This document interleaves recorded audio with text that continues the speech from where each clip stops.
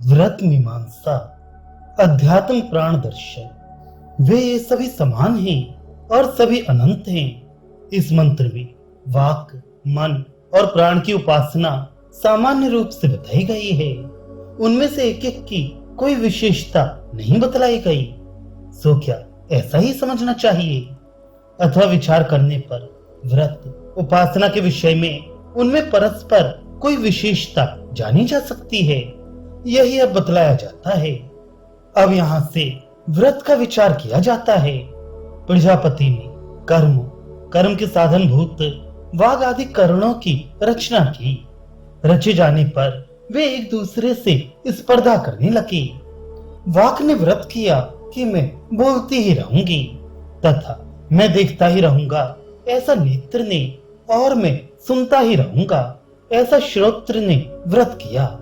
इसी प्रकार अपने अपने कर्म के अनुसार अन्य इंद्रियों ने भी व्रत किया। तब मृत्यु ने श्रम होकर उनसे संबंध किया और उनमें व्याप्त हो गया। उनमें व्याप्त होकर मृत्यु ने उनका अवरोध किया। इसी से वाक श्रमित होती ही है, नेत्र श्रमित होता ही है, श्रोत्र श्रमित होता ही है। किंतु ये जो मध्यम प्राण है, इसी में वह व्याप्त ना हो सका। तब उन इंद्रियों ने उसे जानने का निश्चय किया। निश्चय ही हम में श्रेष्ठ है, जो संचार करते और संचार न करते हुए भी व्यथित नहीं होता और ना क्षीण ही होता है। अच्छा, हम सब भी इसी के रूप के हो जाएं, ऐसा निश्चय कर वे सब इसी के रूप की हो गई। अतः वे इसी के नाम से प्राण इस प्रकार कही जाती हैं। इसी से जो ऐसा जानता है, वह जिस कुल में होता है, वह कुल उसी के नाम से बोला जाता है।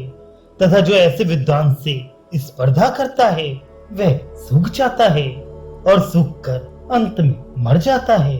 यह अध्यात्म प्राण दर्शन है।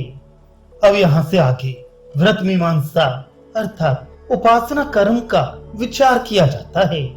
यानी इन प्राणों में से किस प्राण के कर्म को व्रत रूप से धारण करना चाहिए, इस बात का विचार आरंभ होता है। तहाँ प्रजापति ने प्रजा की रचना कर कर्मों की अर्थात वाग आदि करणों की रचना की। ये प्रसिद्ध है।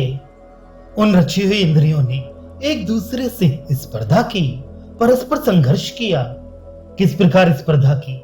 मैं बोलती ही रहूंगी अर्थात अपने भाषण रूप व्यापार से निवृत्त होंगे ही नहीं, ऐसा व्रत वाक ने धारण किया।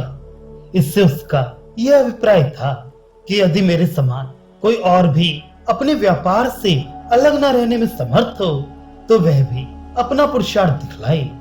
तथा मैं देखता ही रहूंगा, ऐसा चक्षु ने, और मैं सुनता ही रहूंगा, ऐसा श्रोत्र ने निश्चय किया। इसी प्रकार अन्य इंद्रियों ने भी यथा कर्म जिसका जो कर्म था, उसके अनुसार व्रत धारण किया। उन इंद्रियों को मृत्यु यानी मारक ने श्रम रूपी होकर पकड़ा। किस प्रकार पकड़ा? उसने अपने अपने व्यापार में लगी हुई उन इंद्रियों को व्याप्त किया अर्थात श्रम थकावट रूप से अपने को दिखलाया तथा उन्हें व्याप्त करके मृत्यु ने उनका अवरोध किया, अपने अपने कर्मों से च्युत कर दिया। इसलिए आजकल भी अपने व्यापार भाषण में प्रवृत्त हुई वाक श्रमित होती ही है। श्रम रूप मृत्यु से संयुक्त होने के कारण वह अपने कर्म से च्युत हो जाती है। इसी प्रकार नेत्रेंद्रिय भी श्रमित होती है तथा श्रोतेंद्रिय भी श्रमित होती है। किंतु इस मुख्य प्राण को, जो ये मध्यम प्राण है, उसको ही श्रम रूपी मृत्यु ने व्याप्त नहीं किया। वे उसके पास तक नहीं पहुंचा। इसलिए इस समय भी वे श्रम रहित होकर ही अपने कर्म में प्रवृत्त रहता है। उन अन्य इंद्रियों ने उसे जानने के लिए मन में निश्चय किया। निश्चय हम सब में यही श्रेष्ठ अर्थात सबसे अधिक प्रशंसनीय है, क्योंकि ये संचार करते हुए और न संचार करते हुए भी व्यथित नहीं होता और न हिंसित ही होता है। अच्छा, अब हम सब भी इस प्राण के ही रूप हो जाएं, अर्थात प्राण को आत्म भाव से प्राप्त हो जाएं। ऐसा निश्चय कर वे सब इस प्राण का ही स्वरूप हो गई, आत्म भाव से प्राण रूप को ही प्राप्त हो गई। अर्थात ये सोचकर कि हमारे व्रत मृत्यु को हटाने में समर्थ नहीं है, उन्होंने प्राण का ही व्रत धारण कर लिया। क्योंकि अन्य इंद्रियां प्राण के चलनात्मक रूप से और अपने प्रकाशात्मक रूप से ही रूपवती हैं। कारण प्राण के सिवा किसी अन्य इंद्रिय में चलनात्मक की उत्पत्ति नहीं हो सकती और ये सर्वदा चलन व्यापार पूर्वक ही अपने व्यापारों में प्रवृत्त होती दिखाई देती हैं। इसलिए ये वाग आदि इंद्रियां इस प्राण के ही नाम से प्राण इस प्रकार कहकर पुकारी जाती हैं। जो इस प्रकार समस्त इंद्रियों की प्राण रूपता और प्राण शब्द द्वारा पुकारा जाना चाहता है, उसी से अर्थात उस विद्वान के द्वारा ही लौकिक पुरुष उसके कुल को पुकारते हैं। अर्थात वह विद्वान जिस कुल में उत्पन्न होता है, वह कुल उस विद्वान के नाम से ही प्रसिद्ध होता है कि यह कुल अमुक का है।